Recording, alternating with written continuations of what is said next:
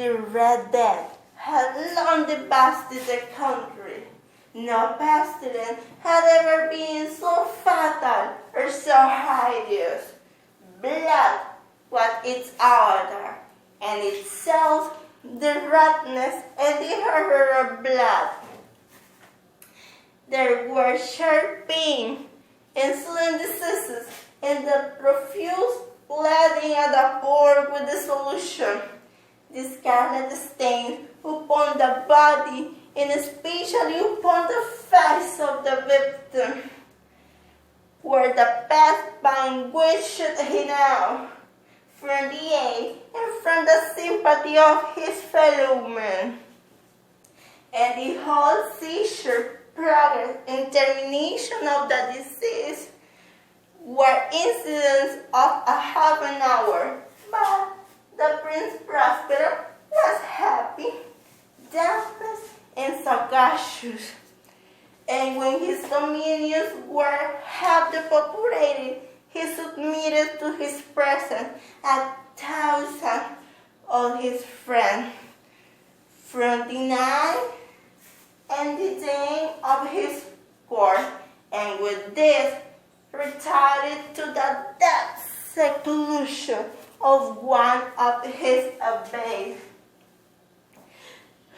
This was an extensive and magnificent structure, the creation of the Prince of eccentric taste. A strong as lofty wall grilled in it. This wall had gates of iron, the courtier having entered broad furnaces and massive hammer and wielded the bolt. They resolved to live neither ingress or egress.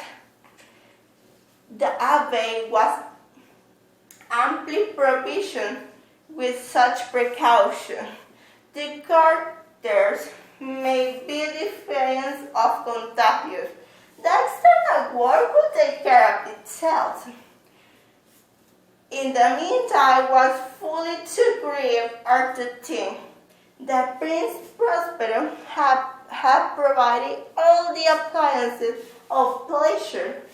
There were buffons, there were improvisatorium, there were ballet dancers, there were musicians, there was beauty, and of course there was wine.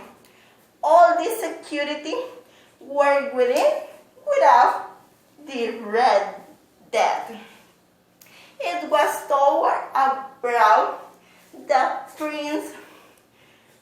Prince Prospero entertaining his 1,000 of friends at a masked ball of the most unusual magnificence.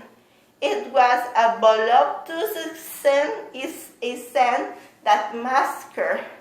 But first, let me tell you the route in which there were 7 imperial suits in many palaces. However, such suits formed a long and straight vista, while the falling dirt slid back nearly to the wall on either hand, so that the view of the whole extent is scarcely impeded. Here, the case was very different. But what would you expect from the Duke Love of the Bizarre? The apartments were so irregularly disposed at the vision in breadth, but a little bit more. There was a sharp turn at every 20 or 30 yards. At each turn, a novel effect to the right and left. In the middle of each wall, a tall and narrow Gothic window looked out upon a closed corridor, which porched the window of the suite. This window had glasses whose color varied in accordance to the prevailing hue of the decoration of the chamber. Into each into which it opened. For example, the first one was blue, and the window was vivid blue. The second chamber was purple. The third chamber was green. The fourth chamber was lighted and furnished in orange. The fifth chamber was white, and the sixth chamber was violet. The seventh apartment was closely showered in black velvet tapestry that hung all over the ceilings and down the wall, falling in heavy folds upon a carpet of the same material and hue.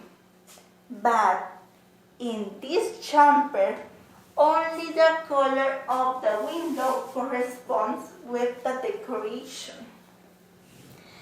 The paints here were scarlet, a dead black color.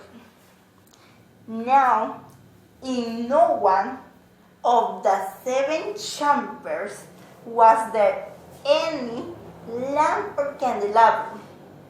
Amid the profusion of golden ornaments, there was no light or any kind of lamp or candle within the suite of chamber, but in the corridor that followed the suite was a heavy tripod bearing a brazier of fire that projected its rays through the tinted glasses and so glaringly illuminated the room. It produced a multitude of fantastic appearances, but in the western or black chamber, the effect of the firelight that is streaming upon the dark hanging through the blood-tinted paints was ghastly in extreme and produced so wild look that those who enter feel afraid. That's why anybody wanting to enter to this room. Also, in this apartment, against the western wall, was a giant clock of ebony. Its pendulum swung and froze with a heavy, monotonous clang, clang.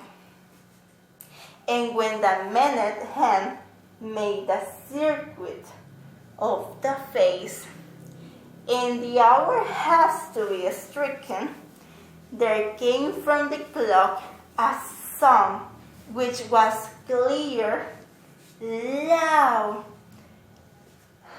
deep, and musical, but so peculiar was its note that at each lapse of an hour,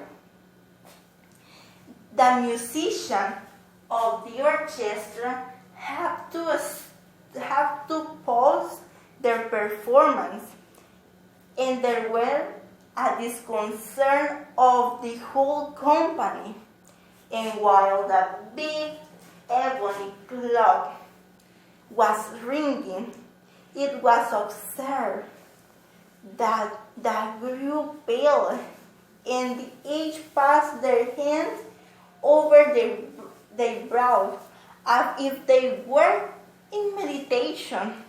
But when the echo fully disappeared, a light laughter at once. The musicians looked at each other and smiled as if their own nervousness and folly whispering that the next chiming of the clock should produce in them no similar emotion, and then, after the lapse of 60 minutes, which embraced 3,600 seconds of the time that flies, there came another chiming of the clock, and there went the same disconcert and meditation as before.